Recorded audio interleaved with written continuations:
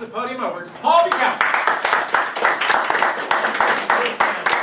I'm going to use your suggestion to come out here in the open and tell you that I have a sister who lives in Hawaii. She is a surfer dude, or maybe you would call her a surfer dude-ette.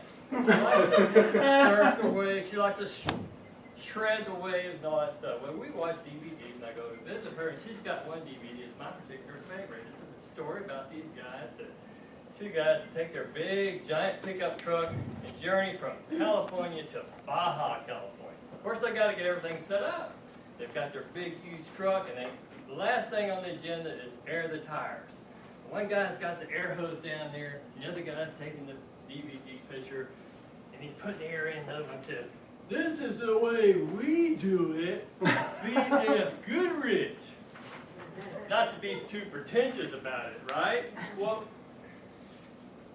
PSST has the best club climate. I want to be pretentious. This is the way we do it at PSST. I'm going to tell you the way we do it, and the suggested way for you new members and guests to know what to expect. A good club climate is very important for keeping existing members and attracting guests. Talk about 3 areas. Be nice. My mom always told me, be nice when I leave. Number 2, welcome guests. And finally, be helpful. Be nice. What does that mean for a Toastmaster? Well, the first thing is, I suggest in order to be nice, you need to arrive here 15 minutes in advance.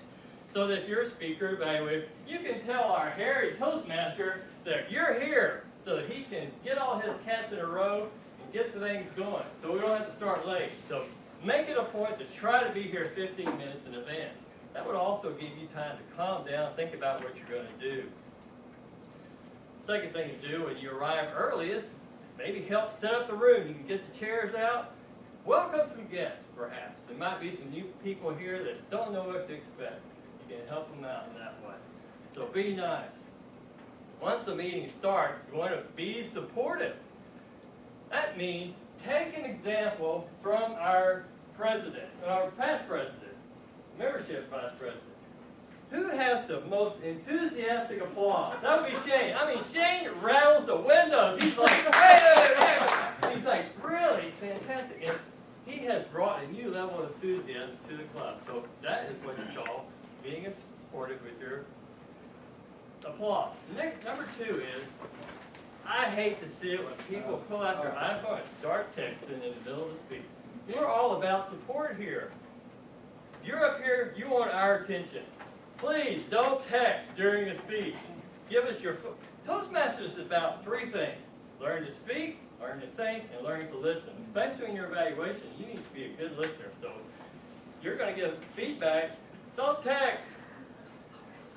Third thing is congratulate people. If Shane did a good job, you think he did a especially fantastic job, go up to Shane. I think you're doing a great job, setting a good example. Or if you think I did a good job, don't forget about me. Wow, you were rocking tonight, dude. Next thing on the agenda, besides being nice, is welcoming guests. Toastmasters, generally speaking, have a turnover. The average length of term for a Toastmaster is 18 months. We've seen it apart. I don't know how long apart has been here, but she is already leaving the club. She's probably been here between 15 and 18 months. So we're going to need a new supply of members, constant new supply of members coming in here. So we've got to welcome those guests. What do? You introduce yourself. I'm Paul Bukowski. Glad to meet you. Ask them how they heard about the club. Our president's going to ask the same question, but you can ask them in a personal way. Doesn't matter if you repeat the question. Ask them what brought them here, what concerns they have. Of course, if they're very afraid of speaking, who's not? I've had anxiety. I've been in Toastmasters 20 years. I still get pumped up. I got to have a little anxiety, but anxiety can be overwhelming. So help them out. Offer to sit down with them, be their friend. And after the meeting, ask them the same question our president's going to ask. What did you like about the meeting? Invite them to come back again. Invite them to go to Cafe Express with them. That's what you want to do. Handle guests so that they feel welcome, feel supported, and possibly join the club if they're a good fit for us. Finally, third point I want to talk about is be helpful. We get the guests to join, and you need to, at some point, learn to become a mentor. That first speech, that icebreaker speech. What do I do? How many times do I practice? How do I write a speech? You can, as a mentor, you have a few speeches under your belt, you can help them out. Give them your phone number, maybe meet somewhere for coffee. Hey, this is a singles club. You might hook up with somebody you don't know. It might be a long-term relationship. So pay attention to that mentor role. Also, you want to, as a member, pay attention to the Vice President Education. Vice President Education, you don't know the things that go on behind. You see this meeting here, you think that's all there is to it. There are a lot of things that happen in this club beyond the meeting itself. A lot of things go on to make a successful production.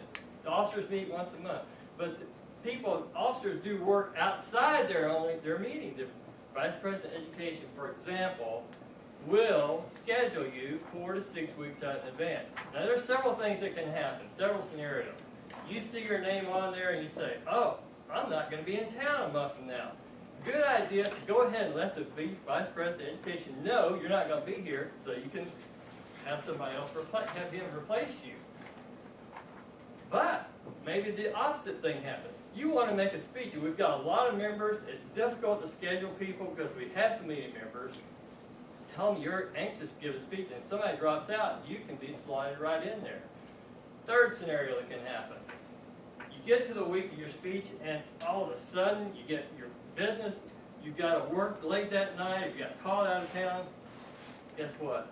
It's your responsibility to find a replacement. Don't leave it up to Shane to Toastmasters. Please, find a replacement.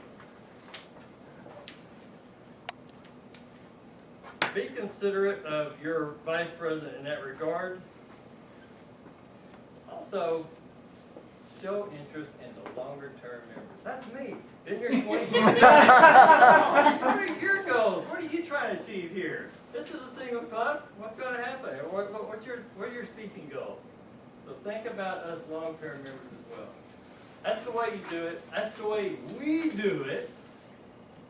Be nice. Be here early. Support your vice president of education. Let them know you're going to be here or you want to speak. And support our guests so they feel welcome and feel good about joining the club. Mr. Toastmaster.